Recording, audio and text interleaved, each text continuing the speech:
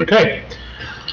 The following is the agenda for the regular meeting of the Pompton Lakes Redevelopment Agency. The meeting is to be held at the Municipal Building at 25 Lenox Avenue on Tuesday, March 20th, 2025, beginning at 7:30 p.m. Formal written advance notice as required by NJSA 10:4-1 has been provided this meeting at least 48 hours in advance of today, given the time, day, location, and to the extent known, the agenda of this meeting. Such notice stated that formal action may or may not be taken. This notice was, 1, posted out on the bulletin board outside the offices of the municipal clerk, reserved for this and other summer announcements. 2, provided to the Suburban Trends, the newspaper designated by the Borough Council to receive such notices. And 3, filed with the clerk, the Borough Clerk. Please stand for the Pledge of Allegiance. I pledge allegiance to the flag of the United States of America and to the republic for which it stands, one nation, under God, indivisible, with liberty and justice for all. Thank you. Before we begin, just two quick announcements. Glenn is not going to be here tonight. Glenn is our executive director. Of course, his daughter was playing lacrosse and blew out her knee, and they're on the way to the hospital. And very sadly, you all heard just now that Andy is not going to be here because his mom had passed away. So I believe the funeral, the wake is tomorrow at Scanlon's at 4 to 8. And then the funeral is at St. Mary's on Saturday, 11:30-ish. All right. Sorry to hear that. It's a tough thing when you lose a parent. Yes, it is. May we have a roll call, please? Yes. Mr. Quigley. Here. Ms. Novak. Here. Mr. Ross. Here. Mr. Kimberlin. Oh. Mr. Sinky. Here. Mr. Lavasi. Here. Is that how you pronounce it? Lavasi. Lavasi. And welcome. Thank you. And Mr. Oh my God.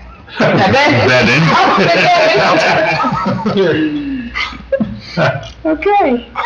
And we will not have any, the engineer of the plan will also not be here tonight. Good, pretty easy night tonight. Yes. Well, thanks for coming out. We appreciate it, Joe. I'm sorry. That's fine. I totally went blank.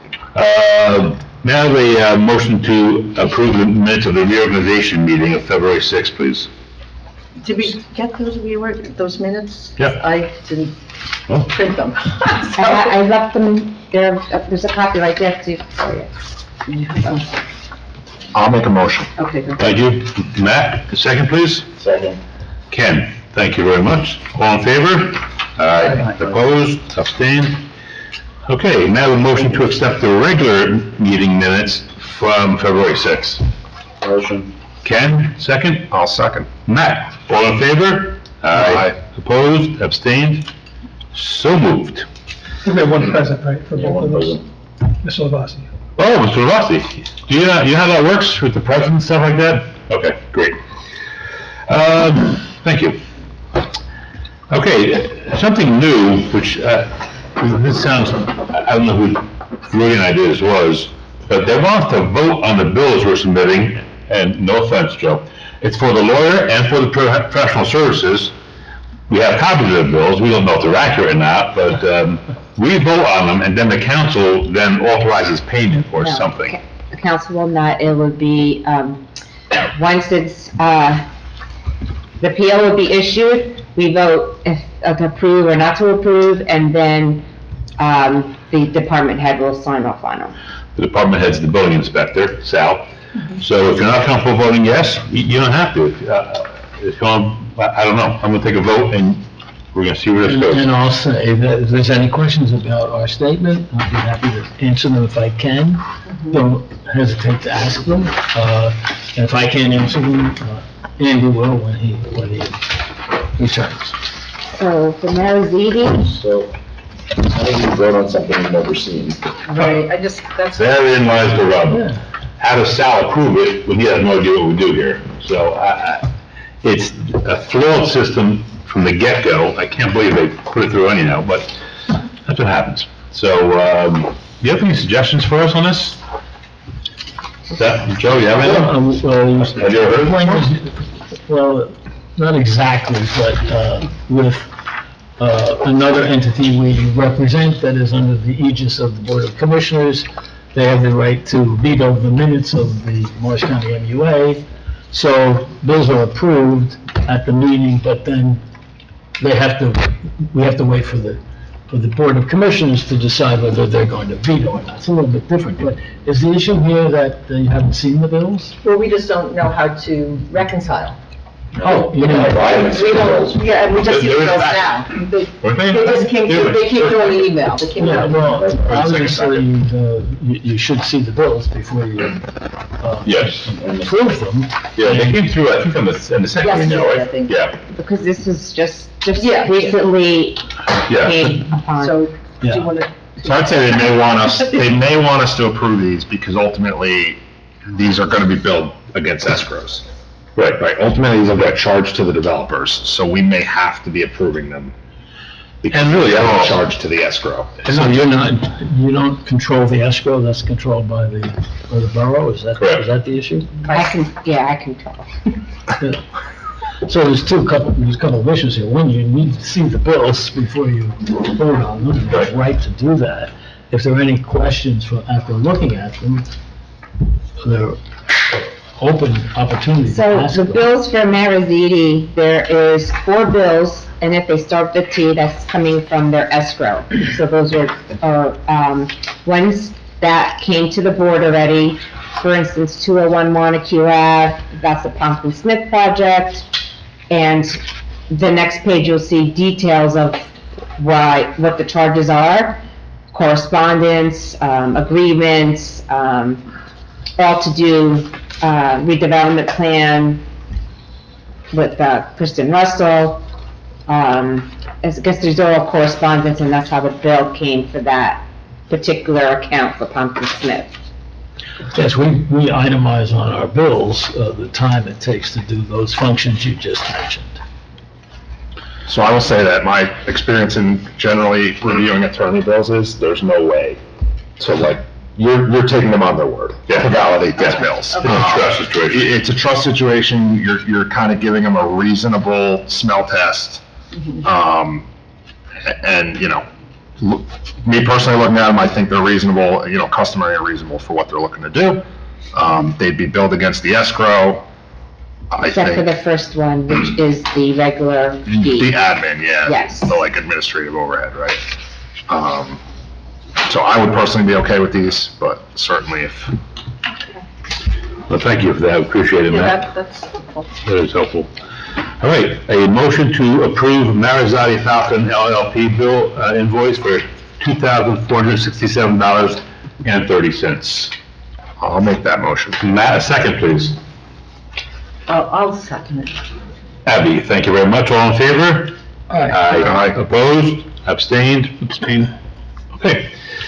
A motion to approve Colliers Engineering and Design Professional Services in the amount of $928.75. Okay, so let's just look at $928.75, and so I see the invoice, but what is it?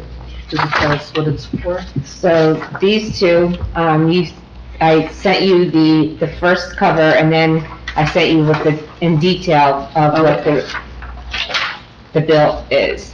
So these are for 2 escrows. One is for escrow for 201 Montague Ave again, from Colliers Engineering. It's coordinates with the borough, prepare comments, and I guess from the meeting, preparation for the master plan for 201 Montague. And then the second one was 60 Montague Ave.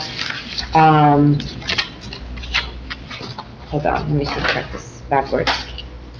This is, No, that's right, it's 201 is $92. Right, And and then then 60 is like 60 $836. Montague Ave is $836, all coming out of their escrow. And then 60 Montague in detail is coordination with the borough, prepare the master plan consistency. That's the one that we had, right, the redevelopment, and went to the council went to planning went back to redevelopment. Okay, so this is all coming out of their escrow. Escrow, correct. Okay. Motion to approve? I'll make that motion. Abby, a second. I'll second. Matt, all in favor? Aye. Opposed and abstained. Abstain. Abstain. Okay, thank you very much. Roll call, please. It just says roll call. I'm just reading down this. It says roll Just call. said all voted, so that was the roll call. Are we good? Yeah. All right. Good. Like I said, this is the first time, so I was just following. Yeah, I'm pretty following it too. Yeah. Okay, as far as correspondence is concerned, there's a memo from Liz Brandis, the municipal clerk, letting us know that Riverdale has a redevelopment plan for North Pompton Turnpike by the Riverdale School. Oh, So that's exciting for them. do we know what it is or not? No. I think it's just a plan, I don't think it was. Oh, we don't have any, there's no will. Okay, there's just an overall. Right, overall plan, I right. think it's the old public service yard across, you know where the public service yard is? Yeah, I believe it is, yes. Yeah, it's that lot. Okay. In front of like, there's a power substation and then it kind of goes deep Yeah. next to it. Yeah. Oh, the back, in the It's, back. yeah, it's that yeah. lot. And I looked at it today, it's for allowing like a apartment campus, almost. Like multiple buildings in an apartment style with walkways between them. Yeah, so they're looking to get some affordable housing units Oh, beautiful. in that area, so. All right. It actually was a pretty good plan, like, and Colliers did it, so it was a pretty good whole encompassing plan for that site, so. Oh, so it was a plan, so it was, okay. Yeah, it was a draft plan, it's in the Riverdale, it's on the Riverdale So the website. website, okay, Yeah, it's in their minutes, or it's in their packet for their board, okay. from their latest meeting. The PSD&G, all that is coming down? I don't know if it's coming down, but that's what they're, Okay. probably. Down the road. Like long brick building, I think is probably coming down, so. All right. Moving along, the next memo from Elizabeth Brandis, the municipal clerk, regarding land development in Wayne. I didn't read this. Anybody happen to read this one? Wayne.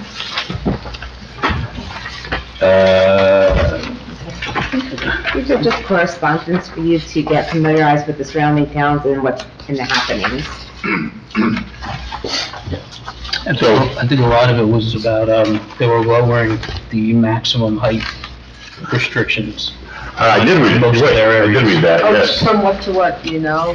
It was all based on different zoning. Okay. One of them I remember was like from 25 stories down to 3 stories. Oh, so they really made a big difference. Some of them. Yeah. Some were like from 4 to 3, Right. 2.5. From 4 to 2.5, from 50 feet to 35 feet. Yeah, I did read that. Yeah, accessory structures, 15 feet max. Are we supposed to discuss this stuff or just? No, you Just be don't, aware of it. these are information memos, Correct. so you certainly can discuss. Well, I think it's interesting that they're lowering their maximum, well, we're not addressing that. I think we ought to be addressing that on this board. I mean, overall, we don't have a design plan, and we arbitrarily, in my opinion, give out variances. And we're doing that over there on 61 Q Avenue on this particular, we're going from, I think, 2 stories to 4 stories, and we're eliminating retail. So, I mean, we need a design plan. I keep on saying that for 10 years. Yeah, but I think the design plan, I think 2 things. We do have a plan, we have a master plan. But we are also, like, if you look at the, I think we readdressed in 2017 or 18, the overall, 17, the overall plan, and it did warn us not to do this willy-nilly, to have design concepts and to not give variances out, you know, just from, like, shooting from the hip. We should have a plan, we should stick to it, and if we're going to make a change to the plan, it should be for, we should methodically think it out and have a logic reason why we're doing it. Putting a 4-story building over on 61 Q Avenue, when there's only 2-story buildings there right now, having no, you know, it doesn't, there's no tree line or anything for fitting of this big building on this small little lot.